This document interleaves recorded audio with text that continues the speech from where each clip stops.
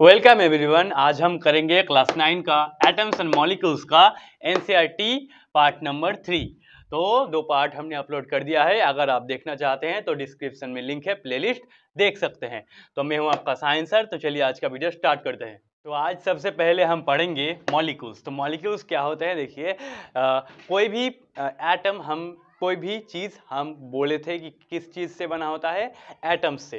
तो अब देखिए एटम्स के बाद जो क्रिएट होता है उसे हम कहेंगे मॉलिक्यूल्स, या फिर मॉलिक्यूल्स वो होते हैं जो आपका इंडिपेंडेंटली एग्जिस्ट कर सकते हैं। जैसे कि सपोज कि हमारा जो हाइड्रोजन है, ये हाइड्रोजन का जो एटम है इंडिपेंडेंटली एग्जिस्ट नहीं कर सकता, लेकिन जब ये हाइड्रोजन एक और हाइड्रोजन के एटम से मिल जाएगा तब होगा आपका H2। और ये जो H2 है ये है आपका क्या, मॉलिक्यूल। तो मॉलिक्यूल इंडिपेंडेंटली एग्जिस्ट कर सकते हैं। तो हमने समझा मॉलिक्यूल्स होते हैं क्या, the smallest unit of a substance that is capable of an independent existence. जिसका इंडिपेंडेंट एग्जिस्टेंस रह सकता है उसे हम कहेंगे मॉलिक्यूल। सपोज कि ये है एक हाइड्रोजन का मॉलिक्यूल। और भी बहुत तरह के मॉलिक्यूल्स हो सकते हैं। जैसे कि मान लीजिए एक हाइड्रोजन का मॉलिक्यूल है, और सपोज ऑक्सीजन का मॉलिक्यूल है। तो हाइड्रोजन और ऑक्सीजन मिलकर आपका H2O, इसका मतलब वाटर का मॉलिक्यूल फॉर्म करता है। तो यह भी हो जाएगा एक मॉलिक्यूल। तो हमने समझा मॉलिक्यूल्स हमेशा एटम्स के मिलने की वजह से क्रिएट होता है। नेक्स्ट देखिए, मॉलिक्यूल्स दो टाइप्स के होते हैं, molecules of elements and molecules of compounds. तो मॉलिक्यूल्स ऑफ एलिमेंट्स पहले इसे समझते हैं, नेक्स्ट मॉलिक्यूल्स ऑफ कंपाउंड्स। तो मॉलिक्यूल्स ऑफ एलिमेंट्स होते हैं जब कोई भी सेम तरह का दो एटम है, सपोज सेम टाइम का एटम जब मिलकर कोई मॉलिक्यूल फॉर्म करेगा तो उसे हम कहेंगे क्या, मॉलिक्यूल ऑफ एलिमेंट्स। देखिए जैसे कि हमारा जो हाइड्रोजन हमने बोला, जब हाइड्रोजन ऐसे यहाँ पर मिल जाएगा तो H2 का फॉर्मेशन होगा। देखिए दोनों क्या है, सेम टाइप के एलिमेंट्स। तो सेम टाइप के एलिमेंट्स जब मिलकर कोई मॉलिक्यूल फॉर्म करेगा तो उसे हम कहेंगे मॉलिक्यूल्स ऑफ एलिमेंट्स। तो हमने समझा, देखिए मॉलिक्यूल ऑफ एलिमेंट्स, इसे नोट कर लीजिए। The molecules of an element are constituted by the same type of atom. जब सेम टाइप ऑफ एटम से मिलकर बना होगा तो उसे हम कहेंगे। और एग्जांपल देखिए, सपोज यहाँ पर नाइट्रोजन और एक नाइट्रोजन मिलकर हो जाएगा N2। तो यह भी है आपका मॉलिक्यूल्स ऑफ एलिमेंट्स। अच्छा, और भी हो सकते हैं। देखिए जब ऐसे जो फास्फोरस होता है, 1 2 3 4 जब फास्फोरस होता है तो P4 का गठन होता है। तो ये भी हो जाएगा आपका क्या, मॉलिक्यूल्स ऑफ एलिमेंट्स, जब सेम टाइप के एटम्स हो। अब यहाँ पर देखिए जो हाइड्रोजन और हाइड्रोजन सेम टाइप्स के दोनों हाइड्रोजन मिलकर H2 हो गया, यहाँ पर भी N2 हो गया, यहाँ पर P4। तो यहाँ पर देखिए कितने सारे एटम्स ने ये क्रिएट किया, इसका 2 एटम्स, इसका 2 एटम्स, इसका भी और इसका 4। तो इसे हम कहते हैं एटम का एटॉमिसिटी। तो एटॉमिसिटी किसका कितना है, हाइड्रोजन का एटॉमिसिटी कितना है, 2 है, ठीक है। नेक्स्ट नाइट्रोजन का, इसका भी एटॉमिसिटी कितना है, 2, और फास्फोरस का यहाँ पर कितना है 4। और एटमॉसिटी को जब 2 होगा तो अच्छा, तो इसे हम देखिए यहाँ पर 1 और यहाँ पर 1, तो इसे हम कहेंगे। और बच्चों अभी हम पढ़ेंगे उससे पहले इधर पर देखिए एक लाइक का बटन है, तो आप इस वीडियो को प्लीज़ लाइक कर दीजिए और हमारे चैनल को सब्सक्राइब कर दीजिए, उससे हमारा चैनल ग्रो करेगा। तो प्लीज़ थैंक यू, लाइक कर दीजिए। मोनो एटॉमिक, इसे हम कहेंगे मोनो एटॉमिक। अच्छा, यहाँ पर भी 2 है तो यहाँ पर भी ये हो जाएगा आपका मोनो एटॉमिक। और यहाँ पर जब याद रखेंगे, जब 3 से ज़्यादा हो जाएगा एटम्स, जब 3 से ज़्यादा, तो उसे हम कहेंगे पॉली एटॉमिक। तो ये हो जाएगा आपका पॉली एटॉमिक, जो आपका कितना, मॉलिक्यूल्स ऑफ एलिमेंट्स। अब नेक्स्ट है मॉलिक्यूल ऑफ कंपाउंड्स, तो मॉलिक्यूल ऑफ कंपाउंड्स पर जब दो डिफरेंट एटम्स एक साथ मिलेगा फिर जो एटम होगा उसे हम कहेंगे मॉलिक्यूल ऑफ कंपाउंड्स। जैसे कि यहाँ पर हाइड्रोजन और ऑक्सीजन का जब मॉलिक्यूल मिलता है तब H2A का फॉर्मेशन करता है, H2O। तो यहाँ पर हाइड्रोजन और ऑक्सीजन दोनों डिफरेंट एटम्स है, तो जब डिफरेंट एटम्स ऐसे मिलता है तो जो मॉलिक्यूल फॉर्म होता है उसे हम कहेंगे मॉलिक्यूल ऑफ कंपाउंड्स। जैसे कि हमारा H2O जो वाटर है। अब देखिए ये भी है, और भी हो सकता है, सपोज कि यहाँ पर अमोनिया, तो नाइट्रोजन और हाइड्रोजन मिलकर होता है अमोनिया NH3। अच्छा, और यहाँ पर इसका जो आपका रेशियो होगा, यहाँ पर दो एटम्स का रेशियो हमेशा फिक्स रहता है। सपोज कि यहाँ पर H2O का हम अगर आप रेशियो निकालेंगे तो यहाँ पर देखिए हाइड्रोजन कितना है 2 और ऑक्सीजन कितना है 8, तो 2:1। तो हमेशा वाटर फॉर्म करने के लिए ये रेशियो 2:1 ही होगा। यहाँ पर क्या है आपका 1:3। तो अमोनिया फॉर्म करने के लिए जो रेशियो होगा हमेशा 1:3। अच्छा, तो हमने समझा मॉलिक्यूल्स ऑफ कंपाउंड्स क्या होता है, atoms of different elements join together in definite proportions to form molecules। तो इस मॉलिक्यूल को हम कहेंगे मॉलिक्यूल ऑफ कंपाउंड। अब नेक्स्ट पढ़ेंगे आयंस। तो आयंस देखिए क्या होता है, जब कोई मटेरियल है और नॉन मेटल या फिर मेटल भी हो सकता है, तो मेटल या फिर नॉन मेटल से जब किसी वजह से इलेक्ट्रॉन का गेन या फिर रिडक्शन होता है तब, या इसका मतलब सपोज कि ये एक मटेरियल है, अगर इससे इलेक्ट्रॉन अंदर या फिर बाहर जाता है इससे। अच्छा, सपोज कि ये है आपका क्लोरीन, तो क्लोरीन जब इससे एक इलेक्ट्रॉन ऐड होगा, यहाँ से इलेक्ट्रॉन ऐड होता है, तो इसे हम कहेंगे Cl और एक माइनस चार्ज आ जाएगा यहाँ पर, क्योंकि इलेक्ट्रॉन का चार्ज माइनस होता है तो यहाँ पर भी एक माइनस ऐड हो गया, इसीलिए इसको हम ऐसे डिनोट करेंगे, यहाँ पर एक माइनस। ठीक है, इलेक्ट्रॉन का चार्ज माइनस होता है इसीलिए माइनस ऐड होने की वजह से यहाँ पर हम माइनस लिखेंगे। क्लोरीन पर यहाँ एक इलेक्ट्रॉन का ऐड होने की वजह से Cl माइनस हो गया, तो जब कोई भी मेटल या फिर नॉन मेटल पर ऐसे चार्ज का फॉर्मेशन होता है तो उस चार्ज के उस कंपाउंड को तब हम कहेंगे आयन। आयन, तो आयन क्या होता है, compound composed of metals and non metals contain charge species that is called ions. तो ये सब आयंस। अब आयंस जो होते हैं वो दो टाइप्स के होते हैं, एक होता है आपका कैटायन और एक एनायन। तो कैटायन जब होता है, जब किसी मटेरियल से इलेक्ट्रॉन का जब रिडक्शन होता है, सपोज यहाँ पर सोडियम है तो सोडियम से इलेक्ट्रॉन बाहर जाएगा, तो सोडियम से इलेक्ट्रॉन जब बाहर जाएगा तो सोडियम यहाँ पर प्लस हो जाएगा। अच्छा सर, क्यों प्लस होगा, क्योंकि यहाँ पर इलेक्ट्रॉन बाहर जा रहा है, इलेक्ट्रॉन क्या है माइनस है, तो अब अगर किसी चीज से माइनस बाहर जाता है तो वो जो चीज है वो क्या हो जाएगा, आपका प्लस हो जाएगा, तो इसकी वजह से यहाँ पर सोडियम का प्लस। तो सोडियम का जो प्लस मतलब पॉजिटिवली चार्ज्ड आयंस वो हो जाएगा क्या, कैटायन। तो जब कोई चार्ज पॉजिटिवली चार्ज रहेगा तो वो हो जाएगा आपका कैटायन, और एनायन क्या होगा, इसका अपोजिट। तो जब कोई आयन से इलेक्ट्रॉन, जब कोई मटेरियल से में इलेक्ट्रॉन आ जाएगा, इलेक्ट्रॉन का ऐड होगा, जैसे कि हमने बोला देखिए यहाँ पर Cl, तो जो Cl है इस पर एक इलेक्ट्रॉन ऐड होगा तो यहाँ पर Cl माइनस, तो Cl माइनस यहाँ पर देखिए नेगेटिवली एक चार्ज आ गया, तो जिस पर नेगेटिवली ऐसे चार्ज आ जाएगा वो होगा क्या, एनायन। तो कैटायन और एनायन यही आपका सबसे बड़ा डिफरेंस है कि कैटायन पर पॉजिटिवली चार्ज रहेगा और एनायन पर नेगेटिवली चार्ज। एग्जांपल हम देते हैं, सपोज कि यहाँ पर MgOH है, MgOH2, तो यहाँ पर जो Mg होता है वो 2+ होता है और OH माइनस, तो यहाँ पर जो Mg है इसके ऊपर प्लस, इसका मतलब ये हो जाएगा कैटायन, और OH माइनस इसके ऊपर है माइनस, तो ये हो जाएगा आपका एनायन। अब नेक्स्ट पढ़िए वैलेंसी।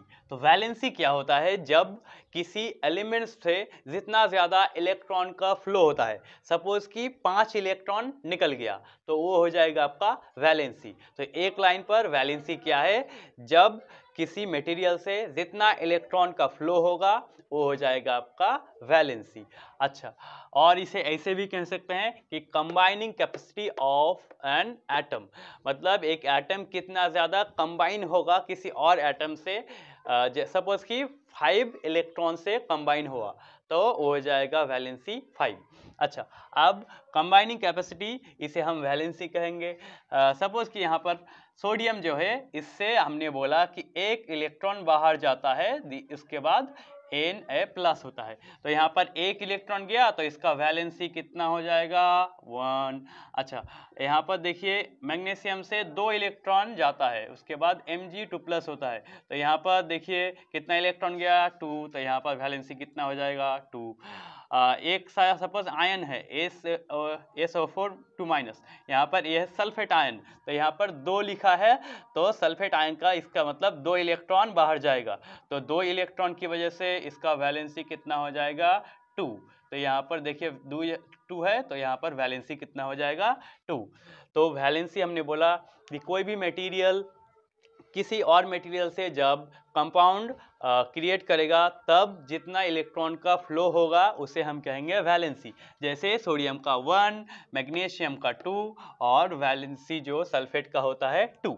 अब यहाँ पर देखिए आपका बहुत सारे एलिमेंट्स का वैलेंसी और फॉर्मूला दिया हुआ है, तो आपको इसे बहुत अच्छे से याद करना है, जिसकी वजह से आप बाकी सब कर सकते हैं। तो आप इस जो आपका चार्ट है इसे बहुत अच्छे से याद कर लीजिए। अब हम समझेंगे किसी भी केमिकल का फॉर्मूला कैसे लिखते हैं। जैसे कि हम जानते हैं सॉल्ट का फॉर्मूला क्या होता है? NaCl। तो NaCl कैसे हुआ ये सब हम जानेंगे। तो देखिए राइटिंग केमिकल फॉर्मूला WCF, इसे हम समझेंगे। तो सबसे पहले बहुत कुछ आपको जानना है कि सोडियम पर जो प्लस है यहाँ पर इसका मतलब कि इसका वैलेंसी कितना है? 1। यहाँ पर SO4 2- का वैलेंसी यहाँ पर 2 है, तो इसका वैलेंसी क्या हो जाएगा? 2। ये सब आपको जानना है। सपोज कि यहाँ पर Na2SO4 है, तो यहाँ पर सोडियम कितना है? 2। ये सब याद रखिए। अब आप समझ सकते हैं कि कैसे हम किसी भी चीज़ का वैलेंस जो केमिकल फॉर्मूला निकालेंगे। तो सपोज कि हम देखिए यहाँ पर जो सोडियम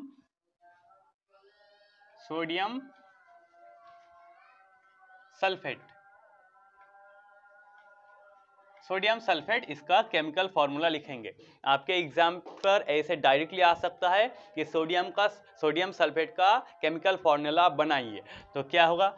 सोडियम को हम Na इसे लिखते हैं, सल्फेट को लिखते हैं SO4 2-। अच्छा, अब हम जानते हैं सोडियम का जो चार्ज होता है कितना? 1। हमने आपको बोला था कि वो चार्ज बहुत अच्छे से याद कर लीजिए, जब याद करेंगे तभी आप कर सकते हैं। अच्छा, तो सोडियम का वैलेंसी 1 और सल्फेट का यहाँ पर लिखा ही होता है, कितना है यहाँ पर? -2, तो हम सिर्फ 2 को लिखेंगे। अब किसी भी चीज का केमिकल फॉर्मूला लिखने की वजह से आपको सिंपल इसका जो है इसे देना है और इसका मतलब देखिए यहाँ पर जो केमिकल फॉर्मूला होगा Na कितना जाएगा? 2, Na2 और सल्फेट कितना? 1, तो SO4 2-1 को आप लिख सकते हैं, नहीं हम नहीं लिखेंगे, ठीक है। तो ये हो जाएगा आपका केमिकल फॉर्मूला। तो हमने कैसे किया? यहाँ पर सोडियम 2, आपको सिंपली अपोजिट करना है। यहाँ पर सोडियम का कितना था? 1, तो सोडियम का यहाँ पर हो जाएगा 2, और ऐसे ही केमिकल फॉर्मूला आपको बनाना है। नेक्स्ट हम पोटेशियम क्लोराइड का केमिकल फॉर्मूला बनाएंगे। तो पोटेशियम इसे हम कहते हैं K, क्लोराइड को कहते हैं हम Cl। अब पोटेशियम का जो वैलेंसी है वो होता है 1, क्लोरीन का भी होता है 1। हमने बोला आप याद कर लीजिए, प्लीज याद कर लीजिए। अच्छा, तो यहाँ पर जो फॉर्मूला होगा K कितना? 1 और Cl भी कितना है? 1। तो अगर दोनों 1 होगा तो आप इसको नहीं लिखेंगे, तो केमिकल फॉर्मूला हो जाएगा KCl। तो पोटेशियम क्लोराइड का केमिकल फॉर्मूला क्या है? KCl। नेक्स्ट देखिए थोड़ा हार्ड, अमोनियम सल्फेट। तो अमोनियम का होता है NH4+, सल्फेट का होता है SO4 2 माइनस। अमोनियम का यहाँ पर कुछ नहीं है, मतलब कितना है 1, यहाँ पर सल्फेट का है 2, तो इसको हम देंगे, इससे हम इसको देंगे, तो हो जाएगा आपका फॉर्मूला NH4, इसका 2 और यहाँ पर सल्फेट का 1, इसका मतलब SO4। अच्छा, और वैलेंसी को हम नहीं लिखेंगे यहाँ पर, तो NH4 2 SO4 ये हो जाएगा आपका केमिकल फॉर्मूला अमोनियम सल्फेट का। एक और देखिए थोड़ा सा हार्ड, एल्यूमिनियम ऑक्साइड। तो एल्यूमिनियम को हम ऐसे Al, ऑक्साइड का O। एल्यूमिनियम का जो वैलेंसी होता है 3 होता है, ऑक्साइड का होता है 2। अब इसको हम इसे देंगे, इसको हम इसे देंगे, तो हो जाएगा एल्यूमिनियम ऑक्साइड का देखिए Al2 और इसका कितना 3, तो Al2 वो 3। ये है आपका केमिकल फॉर्मूला किसका, एल्यूमिनियम ऑक्साइड का। इस चैप्टर का लास्ट टॉपिक है मॉलिक्यूलर मास। मॉलिक्यूलर मास हम समझेंगे, तो सपोज एक मॉलिक्यूल है, तो उस मॉलिक्यूल का जो टोटल मास होगा वही हो जाएगा आपका मॉलिक्यूलर मास। अब मॉलिक्यूलर मास हमें निकालना आना चाहिए, किसी भी चीज़ का मॉलिक्यूलर मास कितना होता है इसे हमें निकालना है। जस्ट सपोज कि हमें H2O का मॉलिक्यूलर मास निकालना है, तो मॉलिक्यूलर मास का यूनिट होता है, हमने लेक्चर के पहले ही बोला था, क्या है, आप फर्स्ट या फिर सेकेंड पार्ट पर देख सकते हैं। हमने बोला था कि मॉलिक्यूलर मास का यूनिट होता है AMU। IUPAC ने बोला था AMU को हम क्या U बोलेंगे। सिंपली जो मॉलिक्यूलर मास का यूनिट U होता है, ऐसे आपको याद रखना है।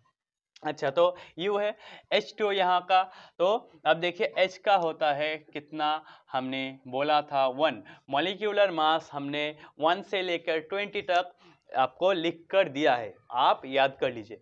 अच्छा, अब यहाँ पर हाइड्रोजन का 1 और यहाँ पर 2 है, तो हम इसको 1 × 2 ऐसे लिखेंगे। नेक्स्ट यहाँ पर कुछ नहीं है, तो यहाँ पर प्लस लिखेंगे। और ऑक्सीजन का होता है 16, तो यहाँ पर देखिए 2 + 16, 2 + 16 दैट मीन्स 18।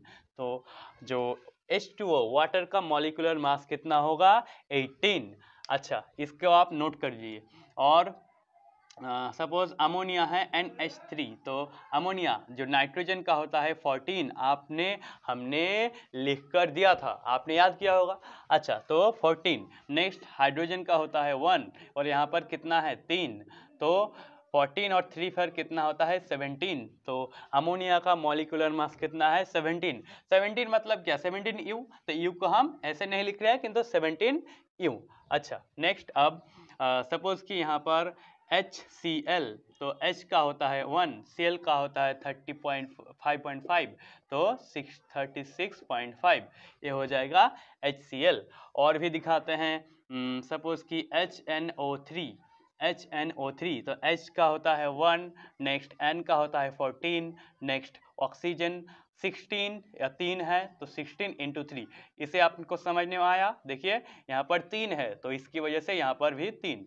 अच्छा, तो यहाँ पर 1 + 14 15 प्लस यहाँ पर 16 × 3 48, तो हो जाएगा 63। तो HNO3 जो नाइट्रिक एसिड है, इसका मॉलिक्यूलर मास कितना है 63। तो मॉलिक्यूलर मास ऐसे हम निकालना सीखेंगे। अब यहाँ पर आपको एक मॉलिक्यूलर मास कमेंट करना है, कितना होगा, हम सबका कमेंट देखेंगे, तो आप प्लीज़ कमेंट कर दीजिए।